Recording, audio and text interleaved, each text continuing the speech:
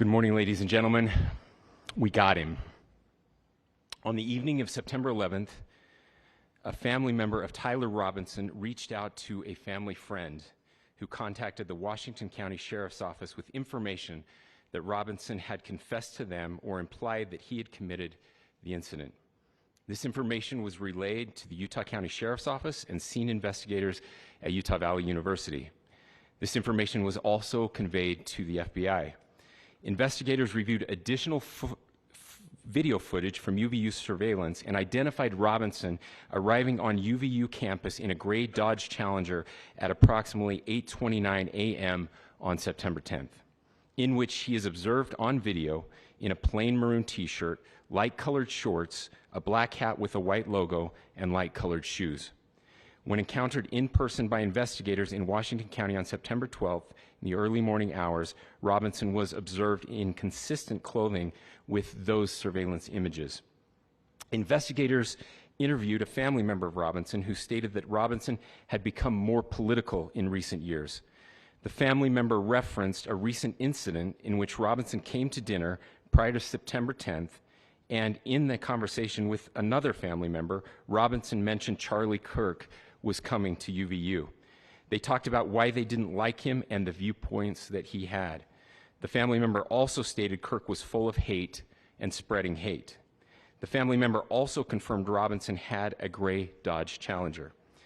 Investigators identified an individual as the roommate of Robinson. Investigators interviewed that roommate, who stated that his roommate, referring to Robinson, made a joke on Discord. Investigators asked if he would show them the messages on Discord. He opened it and showed several messages to investigators and allowed investigators to take photos of the screen as each message was shown by Robinson's roommate. These photos consisted of various messages, including content of messages between the phone contact named Tyler with an emoji icon and Robinson's roommate's device.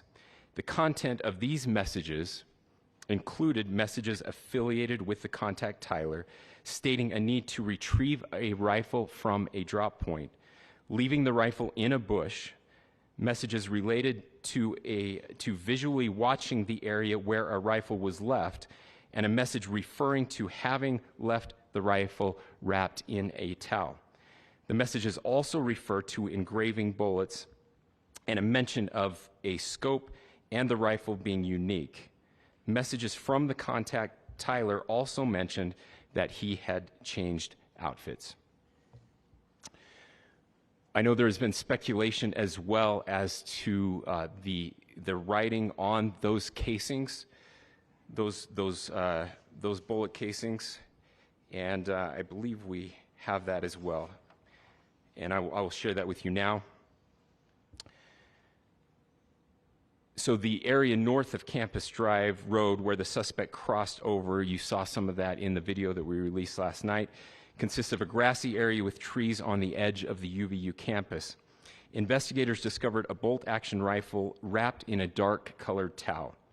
The rifle was determined to be a Mauser Model 98 30-06 caliber bolt-action rifle. The rifle had a scope mounted on top of it. Investigators noted inscriptions that had been engraved on casings found with the rifle.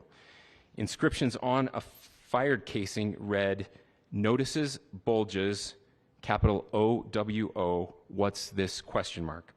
Inscriptions on the 3 unfired casings read, "Hey fascist!" !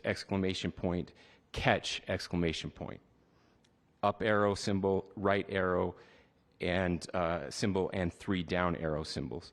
A second unfired casing read, "Oh Bella Chow, Bella Chow, Bella Chow, Chow Chow," and a third unfired casing read, "If you read this, you are gay, LMAO."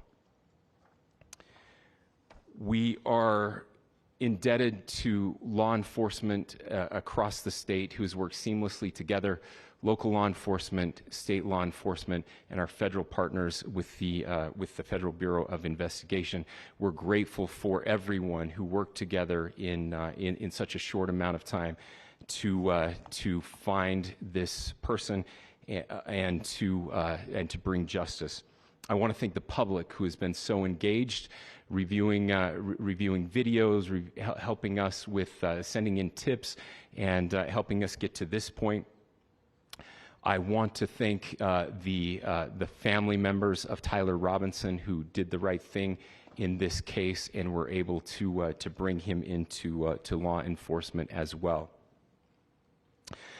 I especially want to thank the family of Charlie Kirk, Erica, Charlie's parents, his children. I want us to be thinking of them as we bring justice in this case. They will be involved in that justice. We will be working very closely with them as we move through this process as well. This is a very sad day for our country, a terrible day for the state of Utah, but I'm grateful that at this moment we have an opportunity to bring closure to this very dark chapter in our nation's history.